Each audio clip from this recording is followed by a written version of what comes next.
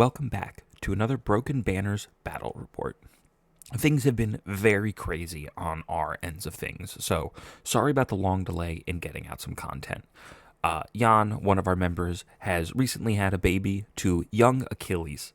She is probably the largest baby I have ever seen, and he has his hands tied up with that.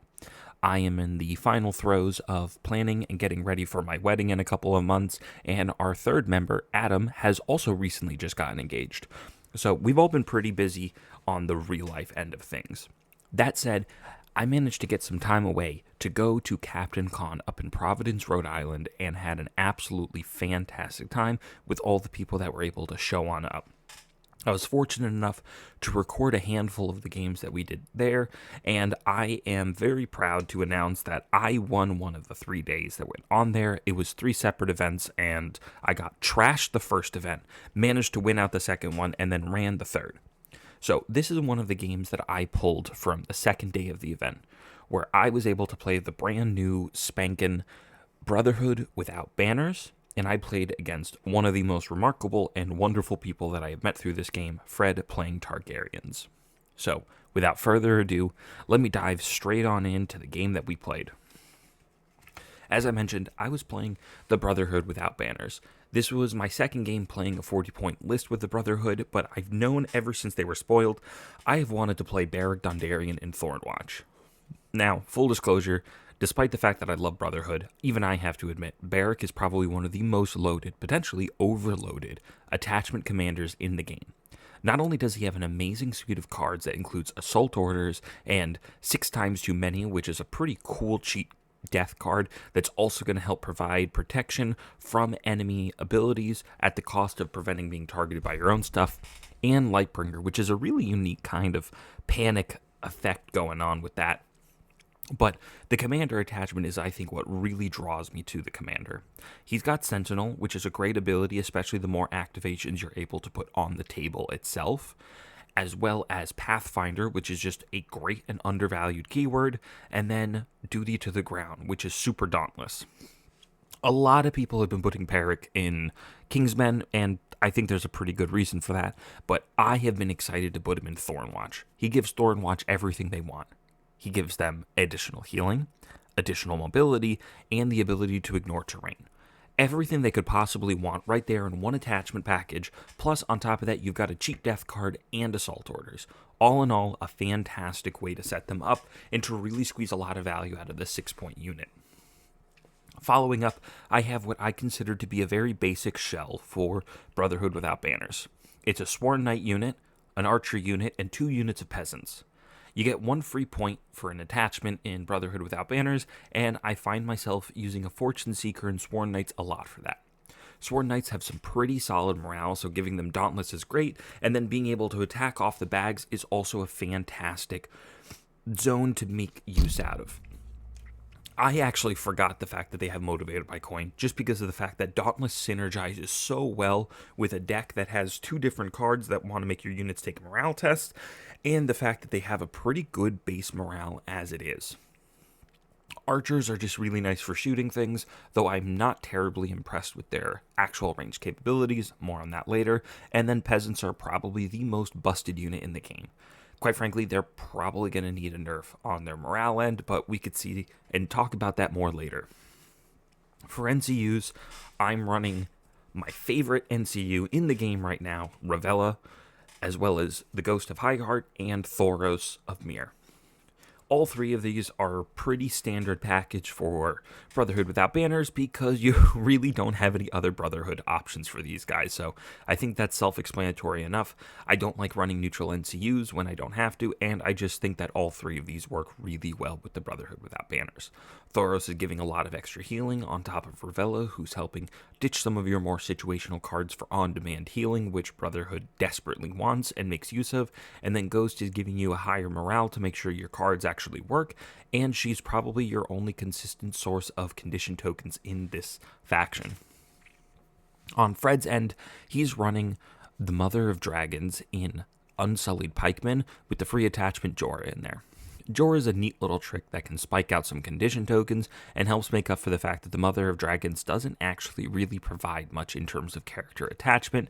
She's giving intimidating presence, but there really aren't many units that can make good use of that in the Targaryens.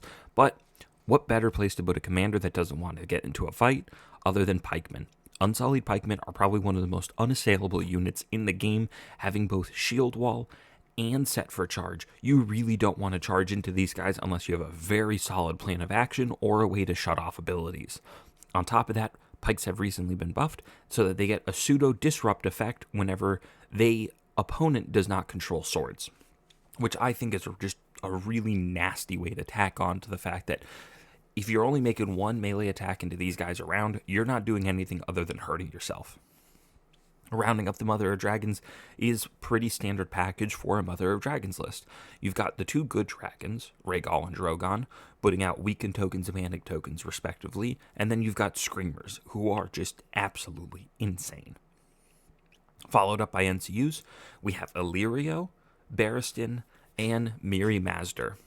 Illyrio, even after his nerf, is a pretty solid NCU who's able to put some pretty solid healing out of his own replacement, which can help keep your dragons alive and keep swinging.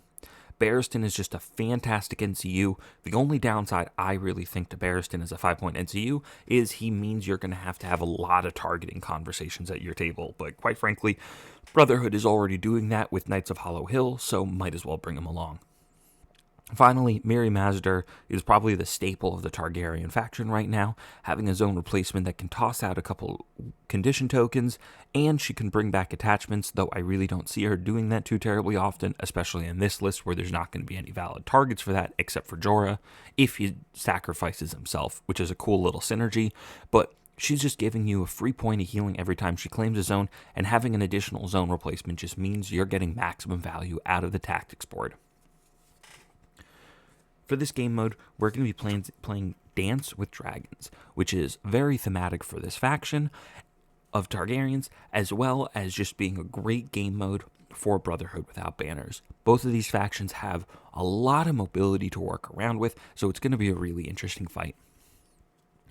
Usually at tournaments that we're running in our region, we use the battlefield layout, where you get to roll a die out of the book, and everyone in the event, all of their tables are going to be pulling from the same pool.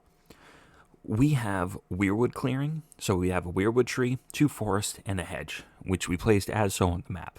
Camera wasn't recording, so I don't get to show you guys how terrain was laid out, but I think you can probably figure out why we laid out terrain the way that we did.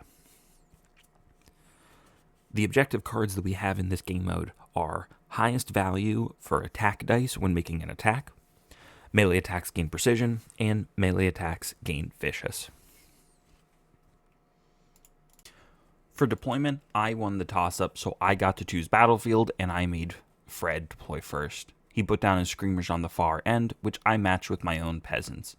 Fred then put down his pikes with Dany and Jorah, and I responded by putting Sworn Knights next to my peasants and in between those two units that he placed. Next comes down Rhaegal on the opposite end of the board, where I match with my own peasants, and then Fred places his last dragon, Drogon, in between Rhaegal and Daenerys. I then put down Beric Thornwatch straight down the center, and then the archers closer to the peasants, but still not too far away from Beric to help provide fire support into the pikes, who really don't like getting shot.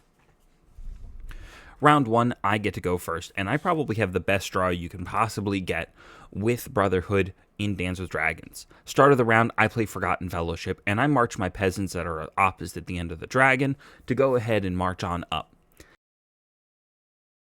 Start of turn, Fred gets a chance, plays Blood of the Dragon on his Mother of Dragons on the pikes, and then I activate Ghost, putting her on the horses, influencing the peasants, and maneuvering up and grab the point. In one turn, I've managed to move up 15 inches and get myself +2 morale between the Weirwood tree and Ghost's influence.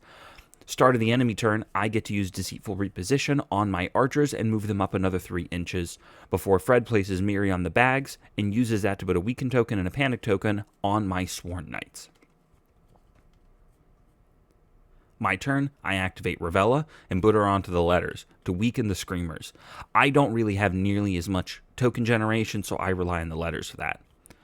On Fred's turn, he plays Barristan and crown zaps my peasants, but I play the Knights of Hollow Hill in response to the Barristan influence.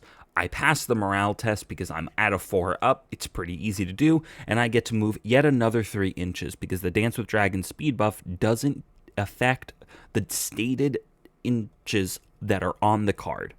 Then I take the panic test, pass that as well because I'm still doing pretty well at a 5 up. My turn, I activate Thoros. I don't get to put him on anything because Fred puts Promise of Fire, and it's way too early to deal with that nonsense. Fred's turn, he marches up Daenerys towards the center point. My turn, I march and maneuver my Sworn Knights up towards the opposite end of the board where the Screamers are and further away from the Unsullied Pikes. I really don't have much influence in getting tangled up with them, especially with so many dragons around. Fred's turn, he's going to go ahead and maneuver and march up his Screamers and go ahead and grab the point up now that I've used my cavalry and locked myself in. I don't have any other ways to get the peasants up that quick to take it from him, so I'm just going to march my peasants up and put them into a better position. Fred's turn, he's going to maneuver and march Drogon to get him towards the Sworn Knights. That way that Dragonfire can just shred through the heavy armor that I've got on the board, because the armor negation value of the dragon doesn't do so much considering everyone else is saving 6 up and 5 up on the Thornwatch, who I just marched up on the center of the board towards the center objective. Fred's going to go ahead and pass with Illyrio, and then I'm going to go ahead and maneuver up my peasants, or back, now that I have the objective.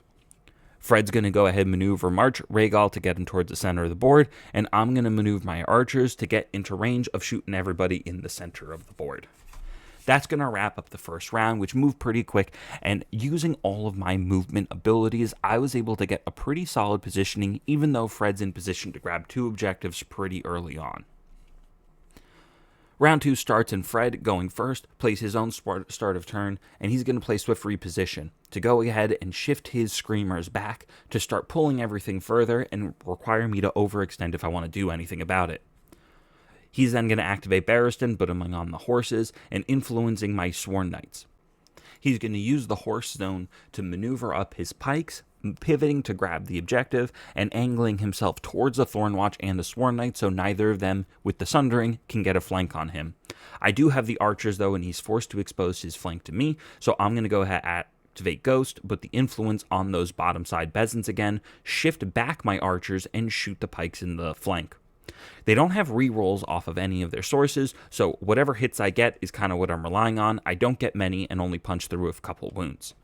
In response, Fred, on his turn, is going to have Rhaegal maneuver and charge my archers. He technically gets a disorderly, but it doesn't really matter much considering it's a dragon, and he's going to take off a whopping 7 wounds off of me, weakening me because of Rhaegal's ability. I'm going to play Sudden Retreat off of that and get myself out of there because I really don't want to get slammed by a Dracarys or anything nasty like that and lose the archers this early in the game. I have activation advantage, and I want to try and maintain that as long as possible, ideally for the entirety of the game. My turn, I'm going to activate Ravella, put her onto the bags, and heal up the bows to a full 2 ranks, making it less likely, not impossible, but less likely if something were to come in and charge them, that they would be able to kill them. Fred's turn, he's going to go ahead, activate Miri, replace the letter zone to put out a weaken token and a panic token onto Beric's unit, and he's going to heal 1 wound onto the pikes.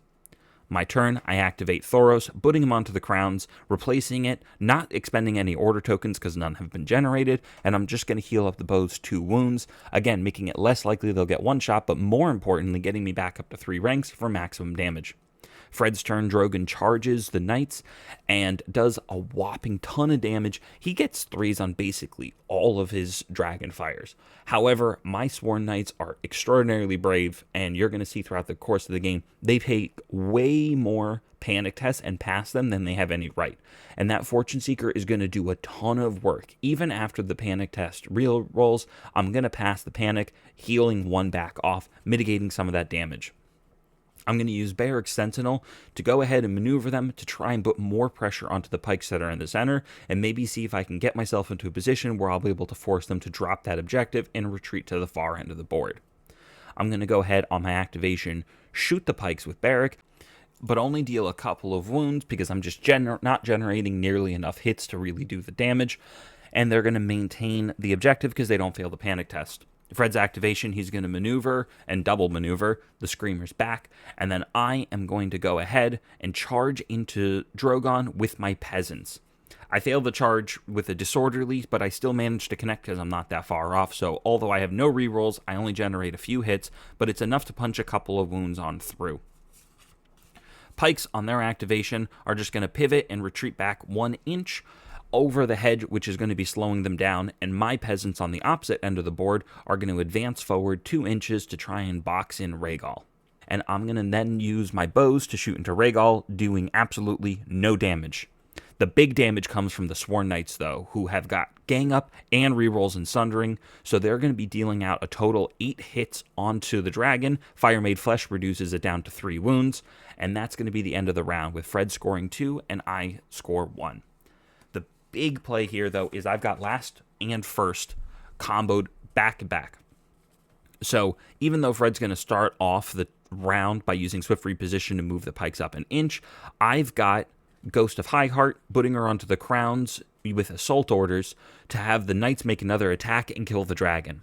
Ghost Influence is going to go onto the peasants, and I'm going to have the knights surge forth to get towards the flank of the pikes. I'm hoping that maybe if I can get myself into the rear, I don't have to deal with Shield Wall or Set for Charge, and I might actually be able to do something to this unit. In response to the attack, Fred's going to play Dragon's Flight, and I'm going to play my second Knights of Hollow Hill, passing the test and getting another 3-inch maneuver to help put myself into the rear.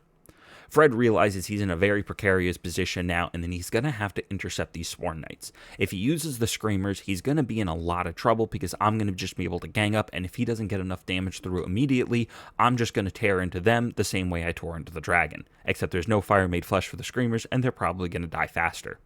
So Fred goes ahead and maneuvers and then charges with Rhaegal into the rear of my knights. The weakened token is going to go on out, and again, he's going to put through a ton of damage with the Dragonfire, but I'm going to miraculously pass this horrible -4 panic test, saving at a 9 up to heal 1 more off the Dauntless. Barristan hasn't had a chance to go out yet, so Thornwatch gets a Sentinel. I make a very risky charge, but I figure with the tree there, the morale's not so bad. I can take it, especially since I activate next. I get lucky again and manage to land the charge in the rear of the dragon. Part of that armor bonus is going to be lost because I have to run through the tree, but honestly, this is more for repositioning than anything. I get through a couple of wounds, and then I'm able to swift strike, retreat my way on out of there, and put myself into the position of the flank. Start of turn, Daenerys is going to fish out a card using her commander ability. I don't know which one, but quite honestly, it doesn't really make much of a difference because swords are open, so I'm going to have Ravella take it, shift up my Thornwatch, and shoot into the flank of the dragon. With Sundering Flank, it's going to be saving 6s, and I'm generating a panic test for myself that the knights are going to pass at a 5 up, and I'm going to heal myself 1 while dealing a ton of wounds through on the dragon. Bags are left open, which was probably a mistake on my end using assault orders off the crowns instead of a bags replacement, so Miri's going to heal up the dragon 4 wounds. My turn, I play Take Up the Sword on activating my Sworn Knight to heal 3. I'm going to slap the dragon for only a couple of wounds off that, but I still manage to heal it up and try and take myself out of one-shot range again since the Screamer's right there. Fred's turn, I'm going to DC for reposition, and he's going to use Illyrio to replace his horse zone and heal another 3. My turn, Thoros takes the letters, and I'm going to panic the dragon. Fred's turn, he's going to go ahead and use Dany's activation, playing Dracarys to give Rhaegal another attack, and he's going to deal an intense 7 wounds. That's going to drop me real low, so at the start of my turn, I'm going to use Ravella token to pitch my second Forgotten Fellowship and heal my Sworn Knights up 2. Archers are then going to shift up 2 and shoot the dragon in the rear. I'm getting a lot of damage off this one because not only do I have the rear bonus for the armor, but I'm also gaining Vicious on this back end, which is going to help me get through a panic test, which even with the second Fire Made Flesh is going to punch through a ton of damage and leave the dragon at 1 wound left. I'm also going to heal 1 more off the Dauntless test that I managed to pass. Fred's turn, he's going to go ahead and maneuver and charge those Screamers on in, and I fail basically every possible save, bombing the panic for a total 3, and my Sworn Knights are out of there. I don't have any sentinel trigger or anything silly to do after that, but the dragon's only got 1 wound, so on my activation, I'm just going to go ahead and activate Beric, and I'm going to go with what I think is the safer choice of just shooting the dragon. I figure the sundering on the shots is going to be better than the rerolls, since I'm going to get the extra armor bonus there. I'm only trying to punch through 1 wound, and I managed to get it. So on the back end of that swing, I lost my Sworn Knights, but I take out the dragon. So we've gone 1 for 1. Technically, he's got more point advantage out of that, but I'll take what I can get. I have the last couple activations. My top peasants charge into the screamers but fail, but they don't drop anything because they manage to make the panic test, and the peasants in the bottom end do a maneuver. Scores go up, and Fred's up ahead even further. Fred's going first at the start of the next round, so I'm going to deceitful reposition to get my archers into better range, and he's going to use start of turn Dracarys to pitch it and draw a new card. He's going to activate Barristan, putting him onto bags, influencing my Thornwatch to help shut down the Sentinel, and he's going to heal those pikes back up to full. I think he did that to deny me zones more than anything, leaving the swords open because my archers really haven't been performing too well other than that 1 lucky shot. So I'm just going to go ahead and put Grandma onto the swords, influencing my peasants again, just in case something comes after them like a crown zap, and my Thornwatch are going to shoot the pikes for a couple wounds. Fred's turn, he's going to discard Dragon's Flight to draw a card, and he's going to activate Miri onto the horses, healing those pikes back up 1 wound and moving them another inch. He's really not getting much use out of the mobility there, because with his speed knocked down to 2 and the hedge reducing his speed by 1, those guys are crawling back 1 inch at a time. But my range units really aren't doing too much damage, so it's not that big of a deal. I pass with Ravella, and Fred's going to activate his screamers, maneuvering them up and then charging, using fire and blood to give himself vicious. I get really lucky and I pass my panic test, so my peasants don't even get ranked because the weaken token and the disrupt do a ton of work for me. I try and use Sentinel, but Barristan cancels it out. Start of my turn, Fred's going to play Blood of the Dragon, and I just maneuver up my peasants. They're probably not doing anything this game, but I mean, hey, why not? Fred's going to pass, so it's my turn again. Archers are going to shift up and shoot the pikes, dealing yet a couple more wounds. With a 4 at morale, though, they're not really failing any panic tests. Fred's going to activate Illyrio, putting him on the letters to weaken Beric and draw himself a couple more cards, trying to dig himself into something that might help him turn this game back around. My activation, I have the peasants swing on into the screamers. They deal absolutely 0 hits, but Dance with Dragons doesn't care. I have more ranks, so I get to take the objective off of him. Fred has drawn himself into sudden retreat, though, so he's going to go ahead and play that to use that to reposition himself back on out. He rolls pretty hot on that, and he's basically able to get to the other end of the table edge, way out of range of my peasants being able to charge, especially now that they've been slowed down the objective, and by Thornwatch. They're out of there and have the ability to reposition and get themselves wherever they want. And my peasants are more or less out of the game with the way things are going because they're so slow off of the objective cards. On his activation, he's going to move Dany back 1 inch further, trying to hide behind the hedge, though my archers don't really care about line of sight, except for the Thornwatch who do. Thornwatch, though, are going to be brave. Ravella's going to use a token to pitch my regroup and reform to heal the peasants too before Beric goes on in and charge. After the set for charge, and I take a ton of hits and then even more damage off an intimidating presence panic test, I lose an entire 8 wounds off of charging into him. Not ideal. And then after the weaken token and the shield wall, I don't even generate any damage. But I've got Swift Strike, regroup, so I'm going to go ahead, retreat off to the flank, get myself closer towards the Screamer, and I'm going to heal 4 off that. My final activation, I'm going to activate Thoros. I've left crowns open for this reason, so I can pop myself on and play Assault Orders, giving Beric another charge. I get on in there. This time, there's no set for charge, there's no shield wall. I can actually push through some damage, but I'm not even trying to do any damage off this. Though I am going to end up playing Lightbringer on the panic test, really just hoping to try and get the Unsullied Pikes to drop the objective, and then I can run away with it. I don't manage to do that because even with the -1 to the test and the panic, that's still on a 5-up, and as you saw with the Sworn Knights, that's a really good save, and it's hard to knock somebody off of that. But that's okay. I've got a plan B, which probably is more of a better plan A than a plan B, and that's I'm going to retreat off to the side, and I'm going to get myself way closer to the Screamers. So the Unsullied Pikes can sit there in the center of the board and get shot by my bows all game. I have no problem with that. With Pathfinder, the hedge isn't going to slow me down at all. I'm not burdened by the objective. I rolled a 6. I got 12 inches to work with. So I go ahead and retreat, blocking off the ability to charge my peasants and for him to take back the objective with the screamers, putting myself right there in front of him. Plus, I go first. I don't have any assault orders in hand, but now the game is tied up. I just need to keep a holding pattern with more points on board and 2 objectives, and I'm in a pretty cushy spot.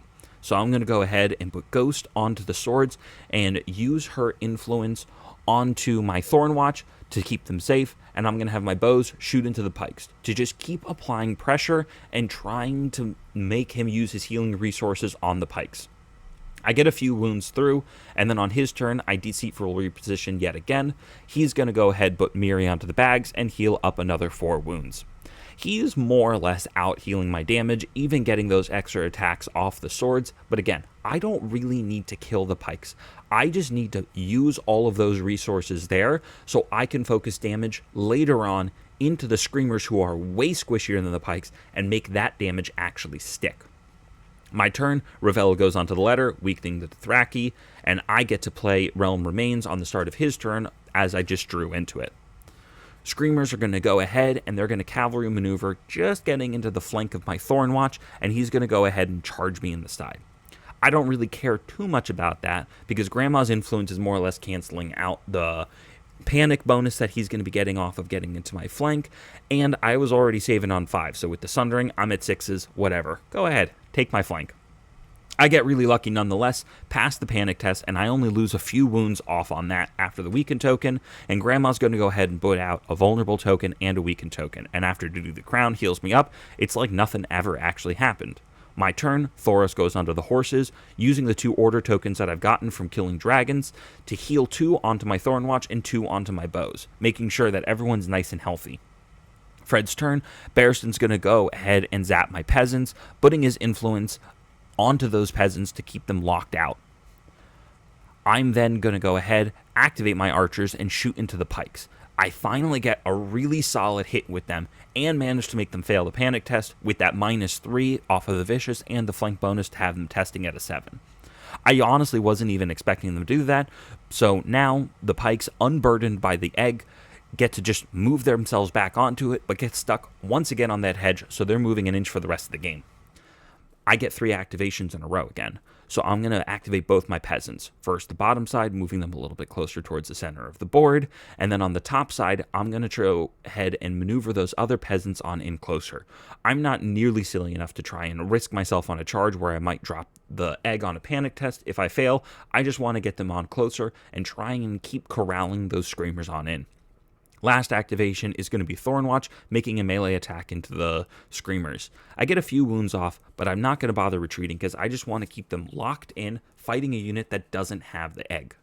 I score up, and I'm going to be in the lead by a point now. Fred's starting off, and he's going to go ahead, activate Miri, put her onto the bags, and heal another 4 onto those pikes. They just won't stay down. Grandma's going to go onto the swords, and again I'm going to shoot, getting a few wounds, but no failed panic test.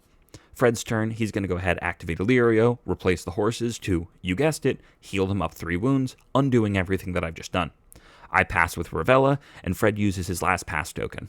I activate Thoros, putting him onto the letters, putting a vulnerable token out onto the pikes, because I'm not even going to bother trying to get them to drop a panic test if I'm not in their flank with getting the vicious, so vulnerable is just going to be good enough for me.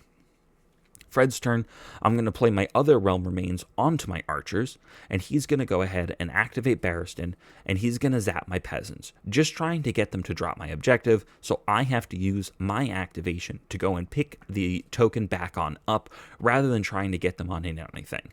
Granted, it's not like they're really doing much, except for maybe the top side that might get somewhere, but he doesn't even want that. He might, at this point, want me to get my peasants scratched on in there with the objective, that way he can take it back and try and claw back.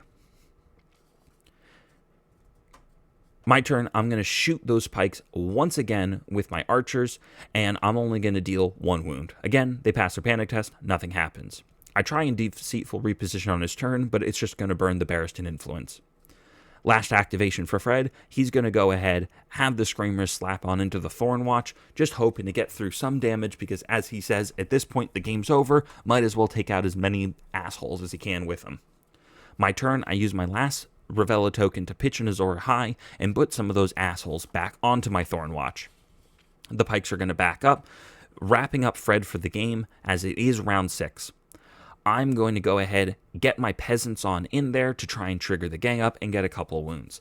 I don't really have much hopes of actually killing these Screamers, especially with such a charge like that, but you know what? Why not, right? What's the worst that can possibly happen? Finally, I play Take Up the Sword to put a couple more tokens back onto the Screamers, healing up my Thornwatch one more off of the duty to the crown, and I'm going to swing on in. With Gang Up, I'm throwing 8 dice on 2, which is pretty impressive, and I managed to get those Screamers down to just 1 wound, but they managed to make their 5-up panic test, and that's going to be the game.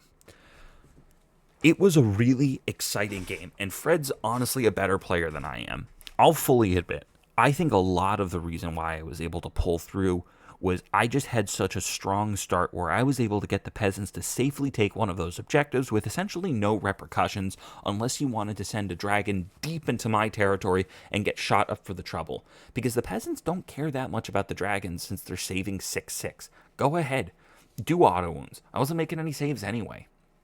Instead, he had to focus all of his resources on the top side and found himself in a difficult position where he was able to get stuck in with Gang Up, and then the Sworn Knights were able to come in and do an incredible amount of damage. Throwing 8 dice on 2s with Sundering and rerolls is reminiscent of some old Night's Watch nonsense, and it's tough to put up with that, especially when they have so many attack options off of both Assault Orders, Motivated by Crown, and the swords itself. Granted, I never used the Motivated by Coin. Looking back, I'm not sure if it's because I forgot I had Motivated by Coin or if I just wasn't so concerned about him taking the bags. Either way, all of the mobility Brotherhood had allowed me to put myself in a very dominant position early on and force Fred to overextend and lock himself down with the eggs, which made it a lot easier for me to maneuver around and get myself locked in. Finally, I think the action economy that Beric is bringing, especially with Thornwatch, is really hard to deal with.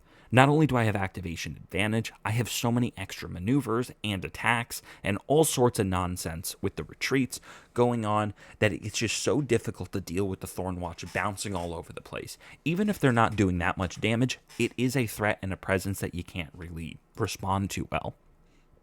All in all, though, I think it was still a pretty close game, with the score ending up a lot closer than I would have liked, considering I managed to kill both dragons early on, but I think that's just a testament to how great of a player that Fred is.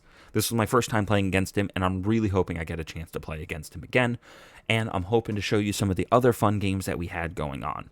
I'm trying to see if I might be able to salvage off of a video where Kenny from Montana faced off against Fred. Unfortunately, the camera got knocked partway through the game, so it looks like it might actually just be 20 minutes of Kenny's crotch. If you guys really want to see that, I can upload that. Otherwise, this is going to be the first but not the last of my Captain Con games. Thank you everyone for watching.